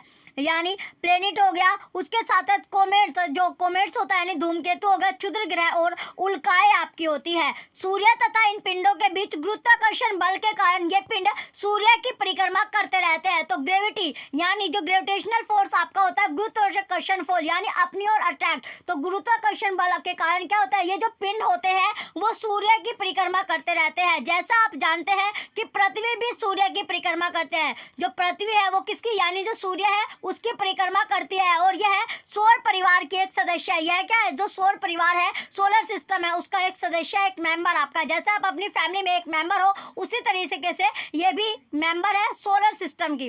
अब आता है नेक्स्ट आपका अगला पॉइंट कि यह एक ग्रह है, इसके अतिरिक्त 7 अन्य ग्रह भी है। तो यह एक क्या है, ग्रह आपका है, और इसके अतिरिक्त 7 अन्य ग्रह भी आपके होते हैं। तो 7 अन्य ग्रह कौन कौन से आपके हैं, तो पहला आता है परिक्रमा, और ये जो सूर्य की परिक्रमा करते हैं, और सारे जो 7 अलग आपके जो ग्रह हैं ये भी सूर्य की जो परिक्रमा है वो करते हैं। तो पहला यानी सूर्य से दूरी के अनुसार, सूर्य से डिस्टेंस के अकॉर्डिंग इसका क्रम जो होगा वो इस प्रकार आपका है। तो क्रम आपका पूछा जाता है, इंपॉर्टेंट आपके लिए है, जो सीक्वेंस होता है क्रम है ये आपका पूछा जाता है। तो सबसे पहले बुध है, शुक्र, पृथ्वी, मंगल, बृहस्पति, शनि, यूरेनस तथा नेपच्यून आपका है। सौर परिवार का योजनाबद्ध दृश्य आपको दिखाया जाएगा। मैंने तो यह पढ़ा था कि सौर परिवार में 9 ग्रह आपके हैं। तो क्वेश्चन है जो पहले ने पूछा कि मैंने तो ये सुना था कि जो प्लेनेट यानी जो सोलर सिस्टम आपका है उसमें 9 प्लेनेट आपके होते हैं, 9 ग्रह आपके हैं। तो पिक्चर है पहली इसमें देखिए, ये रहा सोलर सिस्टम आपका। तो इसमें आप देख सकते हैं सारे जो ग्रह आपके, ये सन के ये इसमें दिखाया गया है कि वीनस हो गया, मरकरी हो गया, अर्थ आपका है, नेपच्यून है, जुपिटर है, यूरेनस और सैटर्न आपका है। तो सबसे देखिए यहाँ पर जो सन, ये सूर्य आपका होगा, ये क्या है सूर्य। इसके बाद है मरकरी यानी बुध, मरकरी होता है बुध आपका, बुध। बुध के बाद है वीनस यानी शुक्र आपका होता है, और फिर आता है शुक्र। शुक्र के बाद आपकी अर्थ यानी पृथ्वी आपकी है, फिर क्या है पृथ्वी आपकी है। देन मार्स आपका यानी मंगल आपका दिखाया गया है, मार्स को बोला जाता है मंगल। और मंगल के बाद आपका आता है, मंगल के बाद है बृहस्पति, जुपिटर आपका है, बृहस्पति हो गया। और बृहस्पति के बाद आपका आता है शनि, ये है शनि यानी सैटर्न। फिर है यूरेनस, यूरेनस जो है, यूरेनस को इंग्लिश में भी आपका यूरेनस ही आपका बोला जाता है। नेपच्यून, और नेपच्यून को भी नेपच्यून ही आपका बोला जाता है, नेपच्यून आपका हो गया। चलिए ये इसका दिखाया गया। अब चलते हैं नेक्स्ट अपने टॉपिक की ओर। क्वेश्चन ये अब है कि डिड यू नो, क्या आप जानते हैं कि सन 2006 तक सौर परिवार में 9 ग्रह थे। यानी 2006 तक जो सौर परिवार है, सोलर सिस्टम है, उसमें 9 प्लेनेट आपके थे। प्लूटो सौर परिवार का सूर्य से दूरतम ग्रह था। सन 2006 में अंतर्राष्ट्रीय खगोलीय संघ ने ग्रह की नई परिभाषा को अपनाया, जिसके अनुसार प्लूटो ग्रहों की श्रेणी में नहीं आता। अब यह सौर परिवार का ग्रह आपका नहीं है। अब आता है नेक्स्ट आपका अगला पॉइंट है कि सौर परिवार के कुछ सदस्यों के बारे में जानकारी प्राप्त करेंगे। तो पहले नंबर पर आता है आपका सूर्य है, जो सन है सूर्य है, तो सूर्य के बारे में हम पढ़ेंगे। तो जो सूर्य है, सूर्य हमसे निकटतम तारा है। तो यह तारा यह निरंतर यानी कंटिन्यूसली विशाल मात्रा में गामा तथा प्रकाश उत्सर्जित आपका करता है। क्या करता है, emitting huge amounts heat and light. तो पृथ्वी को लगभग यानी अप्रोक्सिमेट ऊर्जा का स्रोत सूर्य है। वास्तव में सभी ग्रहों की ऊष्मा तथा प्रकाश की ऊर्जा का प्रमुख स्रोत ही क्या है, प्रमुख यानी मेन सोर्स जो है वो सूर्य है, सन आपका है। अब आता है ग्रह यानी ग्रह। तो ग्रह क्या है, यानी जो प्लेनेट आपका है। तो प्लेनेट होता है कि ग्रह तारों की भांति प्रतीत होते हैं। तो ग्रह जो प्लेनेट होते हैं वो भी स्टार की भांति आपको प्रतीत होते हैं। ऐसे लगता है कि ये आपका क्या है, जो ग्रह होते हैं प्लेनेट होते हैं, ये स्टार की तरह आपको दिखते हैं, परंतु ग्रहों में अपना प्रकाश नहीं होता। जो ग्रह होते हैं, जो प्लेनेट है, उनमें स्टार की तरह जो होता है अपना प्रकाश नहीं होता है, लाइट नहीं होती है। वे केवल अपने ऊपर पड़ने वाले सूर्य के प्रकाश को परावर्तित करते हैं, रिफ्लेक्शन आपके करते हैं। क्या करते हैं? रिफ्लेक्ट करते हैं, रिफ्लेक्शन वो करते हैं। तो क्या आप तारों तथा ग्रहों में भेद कर सकते हैं? जो तारे हैं, जो स्टार है और जो प्लेनेट है, उनमें आप भेद कर सकते हैं, डिफरेंस आप कर सकते हैं। तो पहला पॉइंट है कि ग्रह तथा तारों में अंतर करने की सरलतम विधि यह है कि तारे टिमटिमाते हैं। जो तारे हैं वे ट्विंकल आपके करते हैं, टिमटिमाते हैं, जबकि ग्रह ऐसा नहीं करते। जो ग्रह है, जो प्लेनेट होते हैं, वो ऐसा नहीं करेंगे। तारों के सापेक्ष सभी ग्रहों की स्थिति भी बदलती रहती है। तो तारों के सापेक्ष जो सभी ग्रह होते हैं, जो प्लेनेट आपके, उनकी जो सिचुएशन होते हैं, जो आपकी लोकेटिंग होती है, वो आपकी बदलती रहती है, चेंज होती रहती है। अगला पॉइंट है इसके बाद कि प्रत्येक ग्रह एक निश्चित पथ पर, जितना हो, जो भी प्लेनेट आपका रहता है, हर प्लेनेट एक निश्चित पथ पर सूर्य की परिक्रमा करता है। इस पथ को ही कक्षा आपका बोला जाता है। इस पथ को क्या बोला जाता है? जो ये पाथ होता है, इस पाथ को ही ऑर्बिट या कक्षा आपका बोला जाता है। क्या बोला जाता है? इंग्लिश में इसको हम ऑर्बिट बोलते हैं। किसी भी ग्रह द्वारा सूर्य की एक परिक्रमा पूरे करने में लगे समय को उस ग्रह का परिक्रमण काल कहते हैं। तो वो होता है पीरियड ऑफ रिवॉल्यूशन, परिक्रमण काल, पीरियड ऑफ रिवॉल्यूशन। ग्रहों की सूर्य से दूरी बढ़ने पर उनके परिक्रमण काल में भी वृद्धि हो जाती है। तो सूर्य, ग्रहों की सूर्य से जैसे ही दूरी बढ़ने पर, यानी जैसे ही डिस्टेंस आपका बढ़ा, तो उनके परिक्रमण काल जो होता है, जो उसका पीरियड ऑफ रिवॉल्यूशन होता है, उसमें भी वृद्धि हो जाएगी। वो भी आपका ग्रो करेगा, इंक्रीज आपका हो जाएगा। मैंने यह जाना, यानी अब आता है नेक्स्ट आपका कि मैं यह जानना चाहती हूँ कि सूर्य की परिक्रमा करते समय ग्रह को टक्कर क्यों नहीं होती। यानी जो ग्रह है, जो इस प्लेनेट आपके, उनके आपस में टक्कर आपकी क्यों नहीं लगती? वे आपस में भिड़ते क्यों नहीं है? टक्कर उनकी क्यों नहीं लगती? तो अब इसमें कि मैं जो है अपने आपके चार पांच जो फ्रेंड है, उनके साथ आपको खेल के मैदान में जाना है। जैसे पिक्चर जो है उसके अनुसार आपको 1.9 यानी 1 मीटर, 1.8 मीटर, 2.5 मीटर तथा 3.8 मीटर त्रिज्या के सेकेंडरी वृत्त आपको खींचने हैं। अपने किसी एक मित्र से केंद्र पर खड़े होकर सूर्य को निरूपित करने के लिए कहना है। आपके अन्य मित्र जो है वो बुध, शुक्र, पृथ्वी तथा मंगल को निरूपित कर सकते हैं। नेक्स्ट पॉइंट है, अपने मित्रों से अपनी अपनी कक्षाओं में वामाव्रत दिशा में सूर्य की परिक्रमा करने के लिए आपको कहना है। वामाव्रत जो आपकी है, दिशा कौन सी होता है? वामाव्रत है, यानी एंटी क्लॉकवाइज। कैसे? यानी एंटी क्लॉकवाइज आपको डायरेक्शन में, वहां पर आपको ऑर्बिट पर, यानी जो ऑर्बिट है उस पर आपको करना है, यानी तो इसमें है कि क्या उनकी एक दूसरे से टक्कर होती है? घूर्णन। अब है आपका जो घूर्णन काल आपका होता है। नेक्स्ट जो घूर्णन काल है, चलिए अगले पॉइंट में है कि घूर्णन काल आपका है। तो इसमें सूर्य की परिक्रमा करने के साथ साथ, सूर्य की जो परिक्रमा है उसके साथ साथ ग्रह लट्टू की भांति, जैसे आप लट्टू चलाते हो तो लट्टू की भांति अपने अक्ष पर घूर्णन गति करते हैं, घूमते हैं गोल गोल। किसी ग्रह द्वारा एक घूर्णन पूरा करने में लगने वाले समय को उसका घूर्णन काल कहते हैं। कुछ ग्रहों को ज्ञात उपग्रह चंद्रमा है जो उनकी परिक्रमा करते हैं। अब है खगोलीय पिंड का उपग्रह। तो इससे पहले जो सेफ है, हमारी जो पिक्चर थी वो देख लेते हैं। तो इस तरह आप कर सकते हो। यहाँ पर आप सेंटर पॉइंट पर देख सकते हो और इसके चुगर्दे जो है, यानी चारों तरफ जो है अलग अलग जो लाइनें खींची हुई है।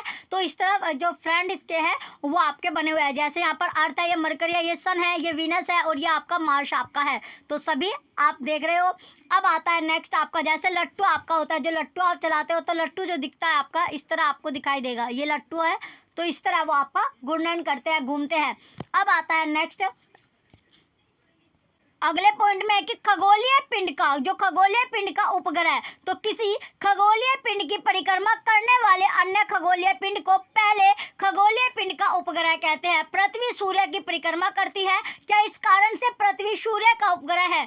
तो पृथ्वी को सूर्य का उपग्रह कहा जा सकता है। जो पृथ्वी, जो अर्थ है, उसे सूर्य का उपग्रह आप बोल सकते हैं, यद्यपि सामान्यतः हम इसे सूर्य का ग्रह कहते हैं। ग्रहों की परिक्रमा करने वाले पिंडों के लिए ही उपग्रह शब्द का उपयोग करते हैं। चंद्रमा पृथ्वी का उपग्रह, जो चंद्रमा है वो पृथ्वी का उपग्रह आपका है। अब है कृत्रिम उपग्रह। तो कृत्रिम उपग्रह, जैसे कृत्रिम उपग्रह आपका होता क्या है? अब आता है कि जो कृत्रिम उपग्रह होता है, कृत्रिम उपग्रह किसको बोला जाता है? तो चलिए, जो कृत्रिम उपग्रह आपका होता है, तो इसमें है कि जो कृत्रिम उपग्रह कैसे होता है, आर्टिफिशियल सैटेलाइट। उपग्रह क्या होता है, सैटेलाइट आपका। तो जो आर्टिफिशियल सैटेलाइट आपके रहते हैं, बहुत से मानव निर्मित उपग्रह पृथ्वी की परिक्रमा कर रहे हैं, इन्हें कृत्रिम उपग्रह बोला जाता है, आर्टिफिशियल सैटेलाइट बोला जाता है।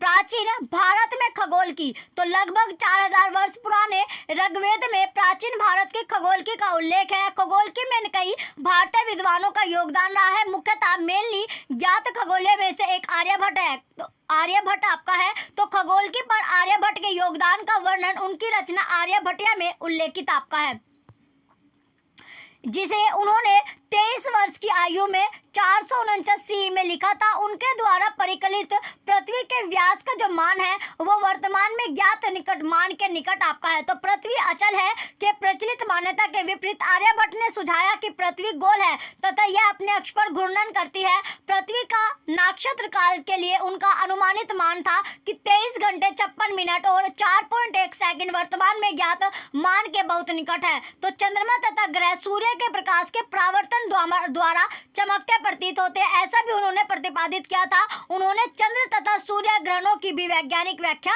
दी है।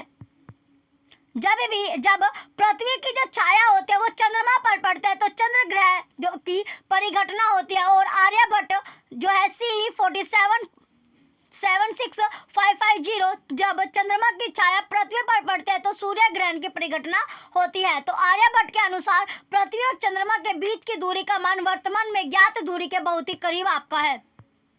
अब आता है बुध। नेक्स्ट अगला पॉइंट आया कि बुध है क्या। तो बुध के बारे में अब हम जानेंगे कि बुध जो है वो है क्या। यानी बुध आपका होता है मरकरी। बुध क्या होता है, मरकरी आपका होता है। तो यह है आपका कि बहुत ग्रह सूर्य से निकटतम ग्रह है। तो जो बुध ग्रह है वो सूर्य से निकटतम आपका ग्रह है। यह हमारे सौर परिवार का लघुत्तम ग्रह है। तो लघुत्तम यह आपका ग्रह है। अब है क्योंकि बुध जो होता है, जो बुध है वो सूर्य के अत्यधिक निकट है। अधिक जो है अधिकांश समय तक सूर्य की चकाचौंध में छिपा रहने के कारण इसका प्रेक्षण करना अत्यंत कठिन है। सूर्योदय से तुरंत पूर्व अथवा सूर्यास्त के तुरंत पश्चात इसे क्षितिज पर देखा जा सकता है। कहाँ पर, क्षितिज पर इसको आप देख सकते, चलिए क्षितिज पर इसे देख सकते हैं। अतः यह वही दिखाई देता है जहां वृक्षों अथवा भवनों द्वारा क्षितिज को देखने में कोई बाधा नहीं आते। बुध का अपना कोई उपग्रह नहीं है। जो बुध है, जो मरकरी है, इसका अपना कोई उपग्रह नहीं है। तो इसकी अपनी कोई सैटेलाइट नहीं है। अब आता है नेक्स्ट आपका शुक्र। अब है शुक्र। तो शुक्र क्या है, यानी वीनस। शुक्र किसको बोला जाता है, वीनस को आपका बोला जाता है। तो ग्रहों में शुक्र पृथ्वी का निकटतम पड़ोसी है। रात्रि के आकाश में यह सबसे अधिक चमकीला ग्रह है। कभी कभी शुक्र जो है वो पूर्वी आकाश में सूर्योदय से पूर्व दिखाई देता है। कभी कभी सूर्यास्त के तुरंत पश्चात यह पश्चिमी आकाश में दिखाई देता है। इसलिए इसे प्राय प्रभात तारा या प्रात तारा अथवा साध्य तारा कहते हैं। यद्यपि यह तारा नहीं है, रात्रि के आकाश में इसे ढूंढने का प्रयास कीजिए। अब है कि शुक्र का अपना कोई उपग्रह चंद्रमा नहीं है। तो शुक्र का भी अपना कोई उपग्रह चंद्रमा नहीं है। इसकी अपने अक्ष पर घूर्णन गति कुछ असाधारण है। यह पूर्व से पश्चिम की ओर घूर्णन करता है, जबकि पृथ्वी पश्चिम से जो पूर्व की ओर गति करता है। किसी समाचार पत्र, पंचांग अथवा जंत्री में देखकर पता कीजिए कि आकाश में किस समय व किस दिन शुक्र आपको दिखाई देगा। तो आप शुक्र ग्रह की पहचान इसकी चमक द्वारा बड़ी आसानी से कर सकते हैं। तो इसमें जो ब्राइटनिंग होती है, जो चमक होती है, उसके द्वारा आप इसमें की पहचान कर सकते हैं, इसको आइडेंटिफाई कर सकते हैं।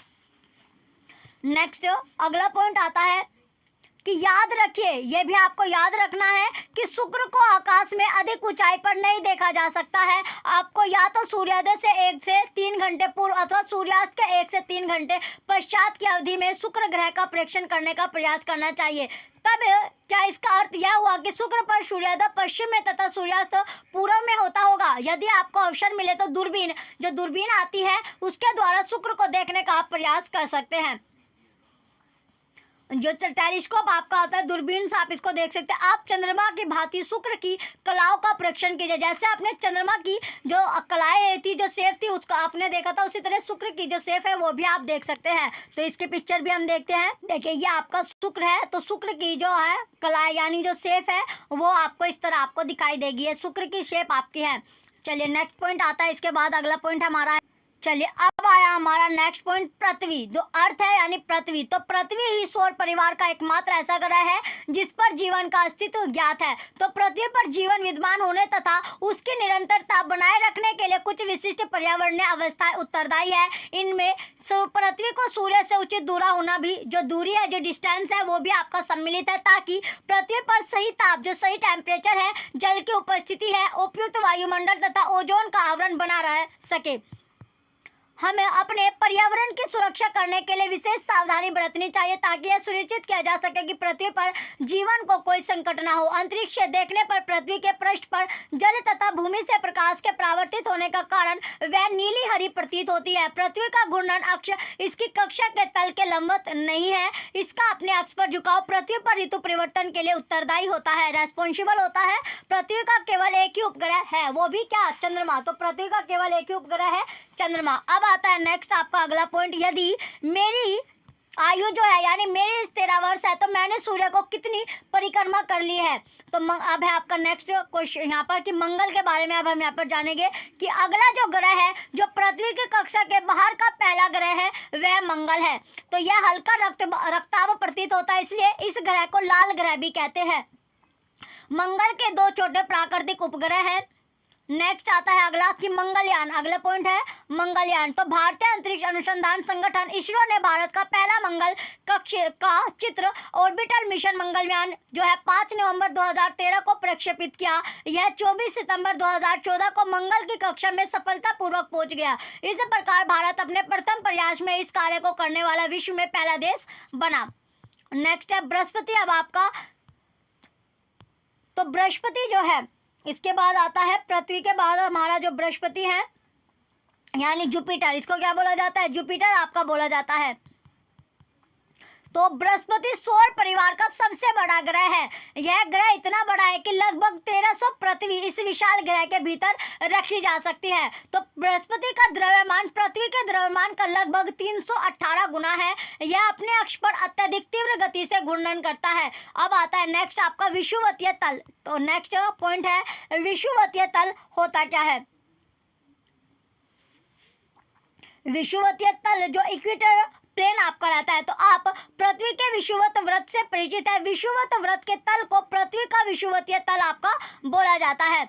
नेक्स्ट है कक्षीय तल। तो कक्षीय तल क्या होता है? वह तल जिसमें पृथ्वी सूर्य की परिक्रमा करती है उसे पृथ्वी का कक्षीय तल कहते हैं। ये दोनों तल एक दूसरे से 23.5 डिग्री के कोण पर झुके हैं। इसका यह तात्पर्य है कि पृथ्वी का अक्ष अपने कक्षीय तल से 66.5 डिग्री के कोण पर झुका है। मेरी यह धारणा है कि यदि आप एक इतनी बड़ी गेंद ले जिसमें लगभग 1300 मटर के दाने समा सके तो यह गेंद बृहस्पति को निरूपित करेगी तथा मटर का दाना पृथ्वी को निरूपित आपका करेगा। अब है अगला पॉइंट कि पृथ्वी बृहस्पति के बहुत से प्राकृतिक उपग्रह भी हैं। इसके 12 और धुंधले वलय भी होते हैं। इसके 12 और धुंधले वलय होते हैं। आकाश में अत्यधिक चमकीला प्रतीत होने के कारण आप इसे आसानी से पहचान सकते हैं। यदि आप इसका परीक्षण दूरबीन जो टेलीस्कोप होता है उसकी हेल्प से करेंगे तो आप इसके 4 बड़े चंद्रमा भी देख सकते हैं। इसके बाद आता है नेक्स्ट आपका अगला पॉइंट है शनि। तो शनि जो है इसके नेक्स्ट जो शनि है तो शनि के बारे में आप यहाँ पर पढ़ेंगे। तो शनि जो होता है यानी सैटर्न आपका होता है। शनि को बोला जाता है सैटर्न। तो बृहस्पति के परे क्या होता है? शनि है जो रंग में पोला सा प्रतीत आपका होता है। तो रंग जो होता है इसका जो कलर है शनि का, तो ये जिसका इस का जो रंग है वो आपका पीला, ये आपका पीला सा यहाँ पर प्रतीत होता है। इस ग्रह के रमणीय वलय इसे सौर परिवार में अद्वितीय बनाते हैं। यह वलय आँख जो है ये आपका वलय नंगी आंखों से दिखाई नहीं देते। आप छोटे दूरदर्शक द्वारा इनका परीक्षण कर सकते हैं। शनि के भी बहुत से प्राकृतिक उपग्रह हैं। शनि के बारे में एक रोचक बात यह है कि सभी ग्रहों में सबसे कम सघन है। इसका घनत्व जल के घनत्व से भी कम आपका है। अब है यूरेनस तथा नेपच्यून आपका हो गया। तो इसमें सबसे पहला पॉइंट आता है ये सौर परिवार के 72 ग्रह है। इन्हें केवल बड़े दूरदर्शकों की सहायता से ही देखा जा सकता है। शुक्र की भांति यूरेनस भी पूर्व से पश्चिम दिशा में घूर्णन करता है। इसका विलक्षण विशेषता इसका अत्यधिक झुका घूर्णन अक्ष है। इसके परिणाम स्वरूप यह कक्षीय गति करते समय अपने पृष्ठ पर लुढ़कता सा प्रतीत होता है। सौर परिवार के प्रथम 4 ग्रह है बुध, शुक्र, पृथ्वी तथा मंगल। अन्य 4 ग्रहों की तुलना में सूर्य के अत्यंत निकट है। इन्हें आंतरिक ग्रह कहते हैं। आंतरिक ग्रहों के बहुत कम चंद्रमा होते हैं। वे ग्रह जो मंगल की कक्षा से बाहर है जैसे बृहस्पति, शनि, यूरेनस और नेपच्यून आंतरिक ग्रहों की तुलना में कई अधिक दूर है। इन्हें बाह्य ग्रह कहते हैं। इनके चारों ओर वलय निकाय है। बाह्य ग्रहों के अत्यधिक संख्या में चंद्रमा होते हैं। तो सौर परिवार के कुछ अन्य सदस्य भी है, मेंबर है। तो कैसे, जैसे ग्रहों के अतिरिक्त सूर्य की परिक्रमा करने वाले कुछ अन्य पिंड भी है, ये भी सौर परिवार के सदस्य होते हैं, मेंबर आपके होते हैं। पहला आता है क्षुद्र ग्रह। जो क्षुद्र आपका ग्रह है तो यानी एस्टेरॉइड, जिसे बोला क्षुद्र ग्रह क्या होता है, एस्टेरॉइड।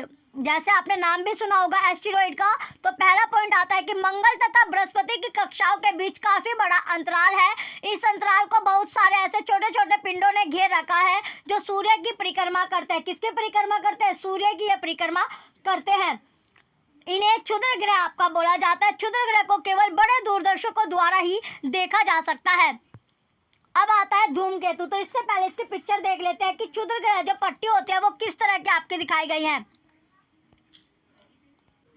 देखिए यहाँ पर आप देख सकते हैं ये सन आपका, ये मरकरी है, ये अर्थ है, ये वीनस और मार्स, जुपिटर और एस्टेरॉइड आप देख सकते हैं। ये आप क्या है, ये एस्टेरॉइड आपका है। तो यहाँ पर देख सकते हैं ये एस्टेरॉइड की जो पट्टी आपकी बनी हुई है। तो इसके बीच में ज़्यादा अंतराल के बीच में क्या है, ये एस्टेरॉइड आपके बने हुए हैं। अब चलते हैं नेक्स्ट, आपका अगला पॉइंट है, नेक्स्ट पॉइंट है धूमकेतु। अगला पॉइंट क्या है, धूमकेतु। तो धूमकेतु भी हमारे सौर परिवार के सदस्य है। ये अत्यंत पर्वतीय कक्षाओं में सूर्य की परिक्रमा करते हैं। किसकी? जो सूर्य है उसकी परिक्रमा ये करते हैं। धूमकेतु आपका होता है कोमेट्स। धूमकेतु को क्या बोला जाता है? कोमेट्स आपका बोला जाता है। परंतु इनका सूर्य का परिक्रमण काल सामान्यतः काफी अधिक होता है, ज्यादा होता है। सामान्यतः धूमकेतु चमकीले सिर तथा लंबी पूंछ वाले आपके होते हैं। जैसे जैसे कोई धूमकेतु जो कोमेट्स होता है वो सूर्य के समीप आता है, जिसकी पूंछ आकार में बढ़ती जाती है। तो इसकी जो पूंछ होती है, जो टेल होती है, इसकी साइज जो होता है वो इंक्रीज होता रहता है। किसी धूमकेतु की पूंछ सदैव ही सूर्य से परे होती है, सूर्य से परे आपकी होती है। अगला पॉइंट है, ऐसे बहुत से धूमकेतु ज्ञात है जो समय समय पर एक निश्चित काल अंतराल पर दृष्टिगोचर होते हैं। हेले का धूमकेतु एक ऐसा ही धूमकेतु है जो लगभग हर 76 वर्ष के अंतराल में दिखाई देता है। इसे सन 1986 में पिछली बार देखा गया था। क्या आप बता सकते हैं कि अगली बार हेले का धूमकेतु कब दिखाई देगा? नेक्स्ट आता है अगला पॉइंट कि धूमकेतु के विषय में अंधविश्वास। जो धूमकेतु है, कोमेट्स है, उसके बारे में जो अंधविश्वास आपका है, तो अंधविश्वास यानी सुपरस्टिशन आपका क्या है? तो कुछ व्यक्ति ऐसा सोचते हैं कि धूमकेतु घोर विपत्ति जैसे युद्ध, महामारी, बाढ़ आदि के दूत संदेशवाहक है, परंतु ये सब मिथक, कल्पित मान्यता तथा अंधविश्वास है। धूमकेतु का दृष्टिगोचर होना एक प्राकृतिक परिघटना है। इनसे भयभीत होने का कोई औचित्य नहीं है, यानी डरने की कोई इसमें बात आपकी नहीं होती। अब आता है उल्काएं तथा उल्कापिंड। इससे पहले जो धूमकेतु है वो किस तरह के आपके दिखाई देते हैं? धूमकेतु होते हैं जो कोमेट्स है, ये इसको आपकी पूंछ आपको दिख रहा होगा। तो इस तरह के आपके कोमेट्स होते हैं, धूमकेतु आपके होते हैं। तो इसकी सूर्य से जो डिस्टेंस आप देख सकते हैं। अब चलते हैं नेक्स्ट, अगला पॉइंट है उल्काएं तथा उल्कापिंड। उल्काएं तथा उल्कापिंड, फिर आता है उल्का। तो उल्का है क्या? अब है कि उल्का तथा उल्कापिंड। तो उल्का होता क्या है, यानी मिट्रोइस आपका क्या है? तो रात्रि के समय जब आकाश साफ हो तो तथा चंद्रमा भी ना दिखाई दे रहा हो तो आप कभी कभी आकाश में प्रकाश की एक चमकीली धारी सी देख सकते हैं। इसे शूटिंग स्टार सा, टूटता तारा कहते हैं, यानी जिसे आप टूटता हुआ तारा बोलते हैं, उसके बारे में आप बात की गई है। तो इसे ही क्या बोलता है? जिसे शूटिंग स्टार सा या फिर टूटता तारा आप कहते हैं। यदि भी यह तारा नहीं है, इन्हें उल्का कहते हैं। तो ये क्या होता है? स्टार आपका नहीं होता है, यह आपका उल्का होता है। उल्का यानी मिटोइड्स आपका होता है। उल्का सामान्यतः छोटे पिंड होता है। उल्का जो होता है, उल्का जो है ये जनरली छोटे पिंड आपके होते हैं। छोटे क्या होते हैं? स्मॉल ऑब्जेक्ट आपका होता है, जो यदा कदा पृथ्वी के वायुमंडल में प्रवेश कर जाते हैं। उस समय इनको अति उच्च चाल होती है। वायुमंडलीय घर्षण के कारण ये तप्त होकर जल उठते हैं। जैसे वायुमंडल जो घर्षण होता है, जो फ्रिक्शन आपका होता है, उसके कारण ये तप्त होकर जल उठते हैं और चमक के साथ शीघ्र ही वाष्पित हो जाते हैं। यही कारण है कि प्रकाश की चमकीली धारी अति अल्प समय के लिए ही दृष्टिगोचर होती है। अब आता है उल्कापिंड। नेक्स्ट आता है कि उल्कापिंड होता क्या है? तो उल्का पिंड यानी मीटोराइट है क्या? तो कुछ उल्का पिंड जो है वो आकार में इतनी बड़ी होती है कि पूर्णतः वाष्पित होने से पूर्व ही वे पृथ्वी पर पहुंच जाती है। वह पिंड जो पृथ्वी पर पहुंचता है उसे उल्का पिंड बोला जाता है। उल्का पिंड वैज्ञानिकों को उस पदार्थ के प्रकृति की खोज करने में सहायता करता है जिससे सौर परिवार आपका बना है, सोलर सिस्टम आपका बना है। अब आता है उल्का वृष्टि। इसके बाद है कि उल्का वृष्टि होता क्या है? जब पृथ्वी जो मीटर सोवर्स आपका होता है, उल्का वृष्टि जब पृथ्वी किसी धूमकेतु की पूंछ को पार करती है। धूमकेतु जो कॉमेट्स आपने देखा था, तो उसकी पूंछ को जब ये पार करते हैं तो उल्काओं के झुंड दिखाई देते हैं। इन्हें उल्का वृष्टि कहते हैं। कुछ उल्का वृष्टि नियमित समय अंतराल पर हर वर्ष होती है। आप किसी वैज्ञानिक पत्रिका या इंटरनेट से उनके दिखाई देने का समय का पता लगा सकते हैं। अब आता है कि कृत्रिम उपग्रह है क्या? जो कृत्रिम उपग्रह आपका है कि कृत्रिम उपग्रह होता क्या है? अगले पॉइंट में कि कृत्रिम जो उपग्रह यानी आर्टिफिशियल जो सैटेलाइट आपकी होती है, ऐसे बहुत से कृत्रिम उपग्रह हैं जो पृथ्वी की परिक्रमा कर रहे हैं। आप यह जानना चाहोगे कि कृत्रिम उपग्रह प्राकृतिक उपग्रह से किस प्रकार भिन्न होता है, डिफरेंट आपका रहता है। तो कृत्रिम उपग्रह मानव निर्मित है यानी ये मैनमेड आपका होता है। इनका प्रमोशन पृथ्वी से किया गया है। ये पृथ्वी के प्राकृतिक उपग्रह अर्थात चंद्रमा की तुलना में कई अधिक निकट रहकर पृथ्वी की परिक्रमा करते हैं। भारत ने बहुत से कृत्रिम उपग्रहों का निर्माण तथा प्रमोशन किया है। आर्यभट्ट भारत का प्रथम उपग्रह था। अब आता है नेक्स्ट आपका कि कुछ अन्य भारतीय उपग्रह INSAT, IS, IRS, Kalpana first, EDUSAT आपका था। तो इसमें आता है एजुसैट जो आपका है। इसके बाद है कि कृत्रिम उपग्रहों में बहुत से व्यवहारिक यानी जो बिहेवियरल अनुप्रयोग है। इनका उपयोग मौसम की भविष्यवाणी, जो मानसून है उसकी भविष्यवाणी, रेडियो तथा टेलीविजन संकेतों के प्रेषण में भी किया जाता है। इनका उपयोग जो है वो दूर संचार तथा सुदूर संवेदन के लिए भी होता है। मुझे यह कहना है कि सुदूर संवेदन से हमारा तात्पर्य दूरी से सूचनाएं एकत्र करना है। चलिए अब आपका ये जो चैप्टर था वो फिनिश आपका हो गया। स्टार के बारे में और सोलर सिस्टम के बारे में जो चैप्टर आपका था, तो पूरा चैप्टर हमने कवर कर लिया। अब हमारा सिर्फ एक चैप्टर आपका बचता है जो कल आपका हो जाएगा। लास्ट चैप्टर आपका बचता है। जितने भी आपकी जो क्लास 6 से लेकर 8 तक जो NCERT है वो आप सारी अपनी कवर कर लीजिए। तीनों प्लेलिस्ट आपको अलग अलग आपको मिली है। क्लास 6 से 7 और 8 तीनों की अलग आपकी सेपरेट प्लेलिस्ट आपकी बनी हुई है। तो सारी क्लासेज आप देख लीजिए। चलिए जो बच्चे चैनल पर नए हैं वो चैनल सब्सक्राइब करके रख के वीडियो लाइक कीजिए, कमेंट कीजिए, शेयर कीजिए। Thank you.